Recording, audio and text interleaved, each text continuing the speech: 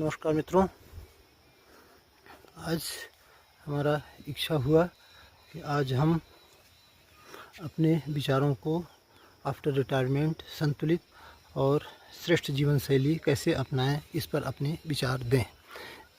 तो मित्रों, रिटायरमेंट के बाद आदमी अपने शर्तों पर जीवन जीना पसंद करता है। फोटो ये नहीं आ रही है। नमस्कार मित्रों, मेरे प्यारे भाइयों एवं बहनों, जैसा कि आप सभी लोगों को ज्ञात है कि रिटायरमेंट ज़िंदगी की दूसरी पाली का प्रारंभ है। रिटायरमेंट कोई निष्क्रिय जीवन जीने का नाम नहीं है, बल्कि 60 इयर्स एज तक तो आदमी दूसरों के शर्तों एवं मान्यताओं के आधार पर काम करता है, और आफ्टर रिटायरमेंट 60 इयर्स कंप्लीट करने के बाद आदमी अपने शर्तों पर ज़िंदगी जीता है, जो कि उसे सक्रिय और श्रेष्ठ जीवन जीने की तथा सामाजिक मेल मिलाप और अपने स्वास्थ्य को ठीक ठाक रखें, इस पर विशेष रूप से काम करना चाहिए।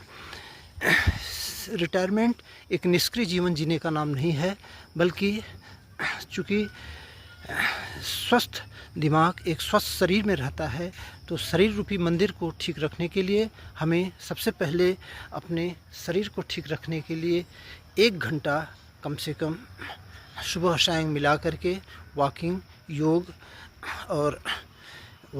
योग एक्सरसाइज इस पर समय देना चाहिए, क्योंकि स्वस्थ दिमाग एक स्वस्थ शरीर में ही रहता है। कहा भी गया है कि शरीर माध्यम खलु धर्म साधनम, यानी शरीर रक्षा धर्म का पहला साधन है।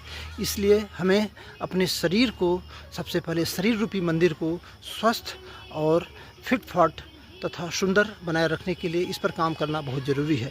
दूसरी बात, आर्थिक स्वतंत्रता की बात आती है।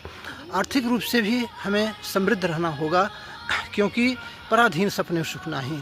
अपने स्वयं के बल पर ज़िंदगी जीना चाहिए और अपने आर्थिक स्थिति को भी मजबूत रखना चाहिए, क्योंकि जब तक नौकरी में है तब तक तो सैलरी ठीक ठाक आती रहती है। रिटायरमेंट के बाद आपकी सैलरी सीधे 1/4 हो जाती है।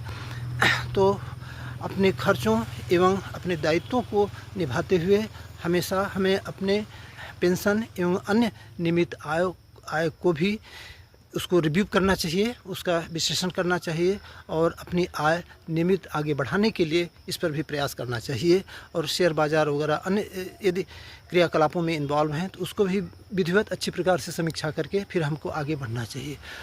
ओम शांति। वित्ततः क्षीणो वित्ततस्तु हतो।